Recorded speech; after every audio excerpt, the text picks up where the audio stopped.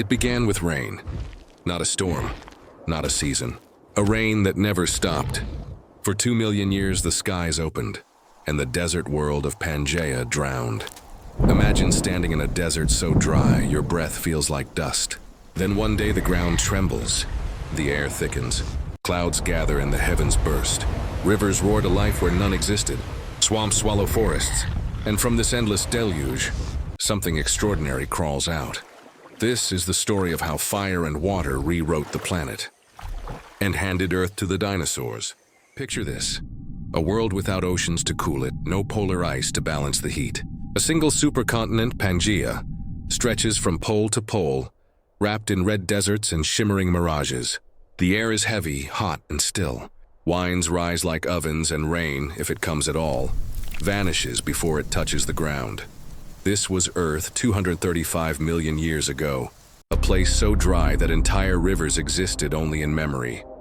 When the wet season came, flash floods ripped through canyons, carving scars into the sandstone. Then just as quickly the world went silent again. Cracked mud, dead roots, and the smell of dust baking under the sun. But even here, life found a way. Massive herds of dicynodonts, tusked plant eaters built like hippos, wandered between dying waterholes. They were the kings of the Triassic plains, scraping at dry ferns with their beaked mouths. Armored dinosaurs like walking tanks with spikes and scales, rooted through the dust for anything green. And lurking in the shadows were the rauisuchians, monstrous predators that looked part crocodile, part nightmare. They ruled the hunt, built for ambush and raw power. And the dinosaurs? They were nobodies. Tiny, two-legged scavengers darting through the underbrush. Small, fast, and forgettable. The world didn't belong to them. Not yet, but deep below this burnt land, pressure was building. In what would one day become Alaska and British Columbia, the crust began to crack. Magma stirred. Gas hissed from vents that split the earth like open wounds. No one knew it, but the clock had started. A countdown to the flood that would drown this desert world and erase nearly everything that walked upon it.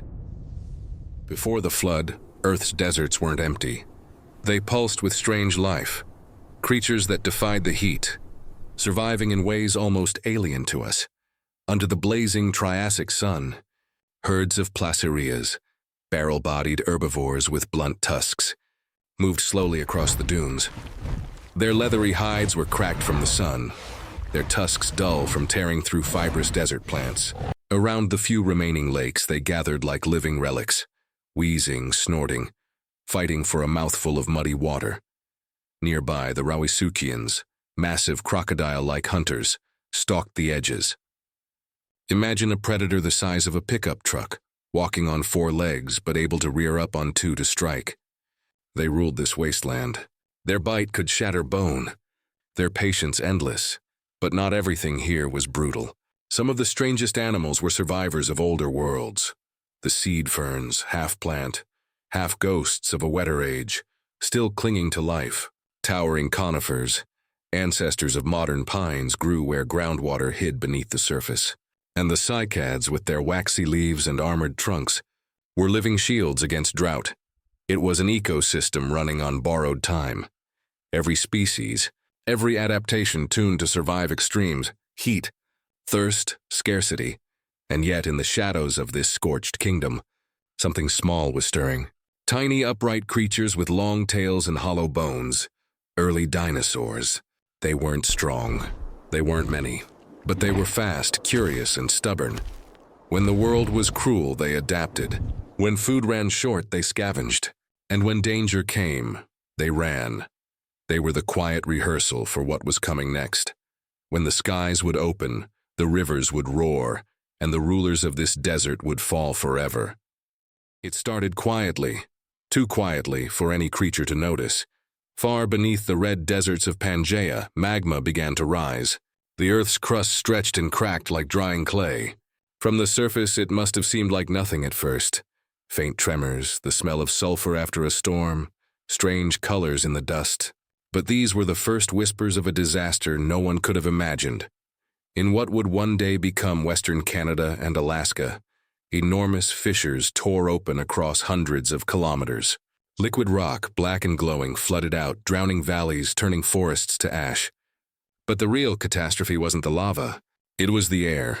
Each eruption hurled billions of tons of carbon dioxide and sulfur gases into the sky. Invisible poisons that wrapped the planet like a blanket. Days grew hotter, nights stayed warm. The wind carried the scent of burning stone across entire continents. For thousands of years, this cycle repeated. Eruption after eruption, continent after continent.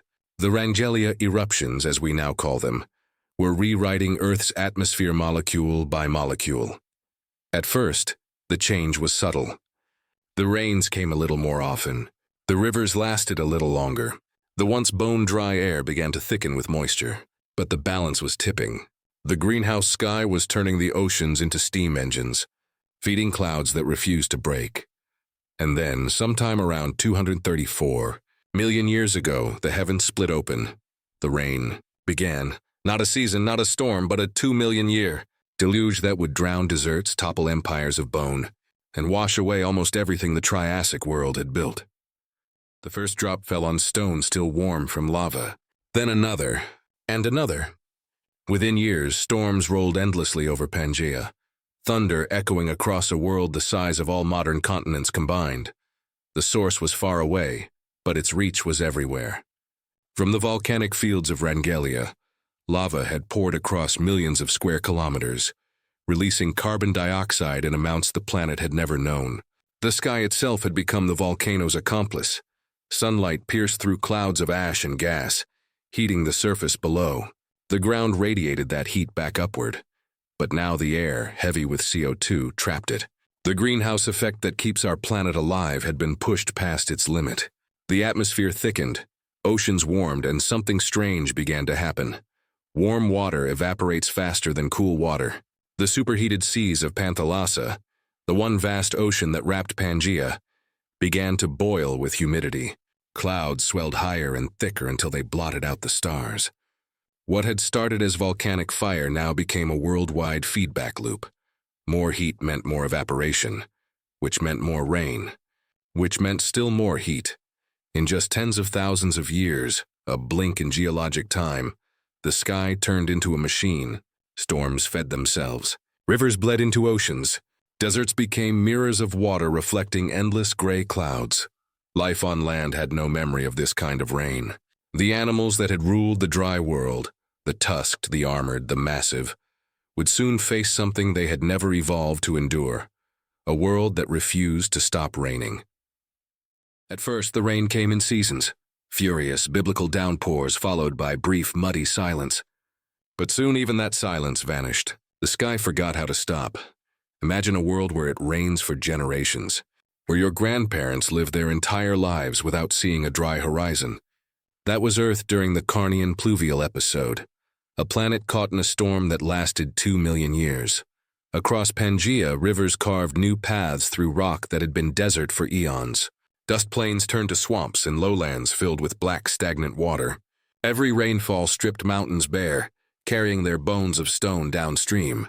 Sediment choked the oceans, turning them murky and lifeless near the coasts. In the sky, lightning became constant, the heartbeat of the planet. Thunder rolled from horizon to horizon. The air itself became heavy with moisture, so thick that breathing felt like wading through fog.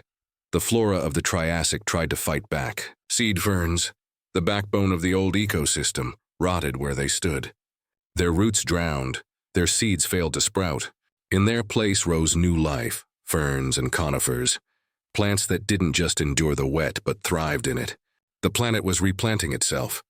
Animals fled the drowning plains, searching for high ground, but there was nowhere dry to run. The tusked dicynodonts, the armored Dinosaurs, all built for a hard, dry world, found themselves trapped in a swamp without end. The rain had turned the planet inside. The deserts were gone. The red sandstone that once told the story of heat and drought was now buried beneath black shale. The color of a world reborn through drowning. The sound never stopped. For 2 million years, the world lived under the same unbroken symphony. The hiss of rain on leaves, the drum of thunder rolling across flooded plains. What had once been deserts, vast and sun-cracked, were now oceans of mud. Creatures that once strode proudly across the land now sank into it. The Dinosaurs, ancient herbivores with beaked mouths and leathery hides, found no dry soil left for grazing. Their massive bodies bogged down in swamps. The phytosaurs, crocodile-like predators, took over the wetlands, their eyes breaking the surface of brown water like ghosts of an older age. Everywhere, the rules of survival changed. The creatures of the dry Triassic had evolved for heat and dust, for endurance and scarcity. But now survival demanded adaptability. Light bodies, quick growth, the ability to live in unstable, wet terrain. Those who couldn't adapt perished. Those who could began to dominate. Even the air had changed. The constant rain pulled carbon from the atmosphere, cooling the world slightly, just enough to turn the relentless storms into a humid, fertile calm. Swamps stretched for thousands of miles. Ferns grew taller than houses. The earth was rebuilding not from fire, but from flood, and in that drowned world, tiny, agile reptiles began to flourish. Two-legged scavengers darting through the undergrowth, creatures that thrived in chaos rather than resisted it. They were small, fast, and clever. Their bones would one day tell a story of survival that changed everything. The world had drowned, but from that flood, something entirely new was about to rise. When the sky finally began to clear, it must have felt like a miracle. After 2 million years of gray, the sun broke through the thinning clouds and painted the world gold again. But the earth it shone upon was unrecognizable. The Carnian pluvial episode had erased the old order. The great dryland herbivores, the Dinosaurs, the rhinchosaurs, the ancient amphibians, were gone or fading fast. The world's food webs had collapsed and rebuilt themselves from the roots up. What came next was not merely survival, it was reinvention. In the steaming wetlands and drying floodplains, small bipedal reptiles began to take over the niches left empty by extinction. They were descendants of earlier archosaurs, wiry, warm-blooded, efficient. They could run fast, conserve water, and adapt to rapid climate swings. Some hunted in packs, others scavenged along riverbanks. These were the first true dinosaurs. Their rise wasn't about dominance, not yet. It was about opportunity. The rain had torn apart the ecosystems of the Triassic, creating countless new microhabitats. Fern-covered deltas, swamp forests, islands of mud and silt. The dinosaurs spread into all of them, quietly multiplying while the rest of the world struggled to recover. Above them, the first pterosaurs rode the returning sunlight. In the rivers below, the ancestors of crocodiles lurked in silence. The earth was no longer the dry, red wasteland it had once been. It was green, wet, and teeming. The flood had destroyed the world that was, but it had also cleared the stage for the world that would be. And on that stage, the dinosaurs would become not just survivors, but rulers. When the rain ended, silence took over. A silence so vast that it must have felt unnatural. The endless thunder had faded, and with it the chaos that had defined an age. Rivers calmed. Mud hardened into fertile soil. The earth, exhausted, began to breathe again. From that silence, life began to rebuild. Not as it had been, but as something entirely new. The few species that survived the flood became architects of a new world. The forests came first. Conifers, ginkgos, and ferns spread across the recovering plains, their roots anchoring the unstable soil.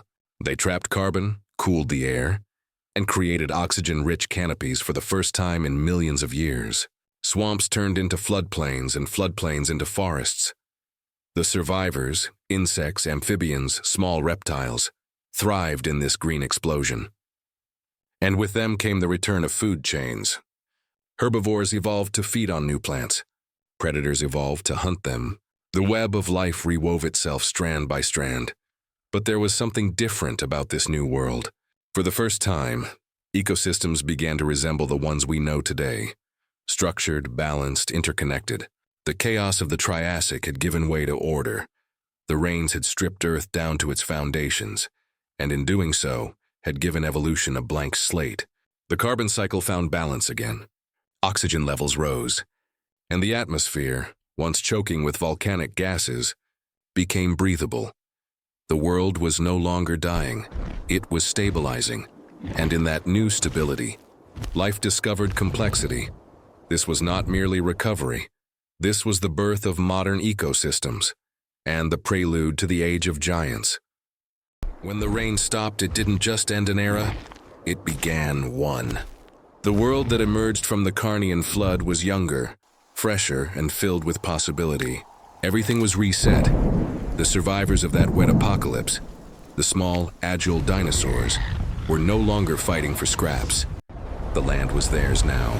The old giants had sunk into the mud of history, and in their absence, these newcomers spread like wildfire. The climate stabilized into a lush, tropical equilibrium, perfect for expansion. Fern prairies and conifer forests stretched from pole to pole. Insects swarmed in numbers unseen since the Carboniferous. Rivers were wide, fertile, and predictable. The very chaos that once drowned the earth had created a paradise for evolution. This was the dinosaurs' dawn. The first sauropods, long-necked browsers, began their slow march across the green floodplains. The first theropods sharpened their claws in the shade of giant ferns. Tiny mammals scurried through roots and fallen logs, quietly beginning their own secret story. Every breath of air, every drop of rain, every patch of moss carried the legacy of that cataclysmic storm. The Carnian pluvial episode wasn't just a disaster. It was a crucible, a transformation that burned away the old world to make room for the one we live in now. Without those 2 million years of rain, there might never have been a Jurassic. No towering sauropods, no feathered hunters, no mammals waiting for their turn under the sun. The flood had rewritten evolution's script, and in its final act, the sky itself had handed the world to the dinosaurs. When we think of extinction, we imagine endings, silence, loss, a world collapsing into dust. But sometimes, extinction is just the sound of the universe turning a page. 234 million years ago, the Earth drowned under its own sky. For 2 million years, the rain didn't stop. It buried empires of creatures, reshaped continents, and rewrote the chemistry of air and sea. But when it finally ended, life had changed forever. From that flood came balance. From chaos came complexity. And from ruin came the age of dinosaurs, the most extraordinary reign in Earth's history. Every forest, every bird, every mammal that walks the world today carries echoes of that ancient storm. Even us. The atmosphere we breathe, the climate that sustains us, was sculpted in that flood. In a way, every drop of rain that falls on your window tonight is a memory of that time, when the planet was young, reckless, and learning how to begin again. Because that's what Earth does. It destroys, it rebuilds, and it evolves over and over, until something beautiful emerges from the wreckage. So the next time a storm rolls in, remember, once it rained for 2 million years, and from that endless storm, the world we know was born.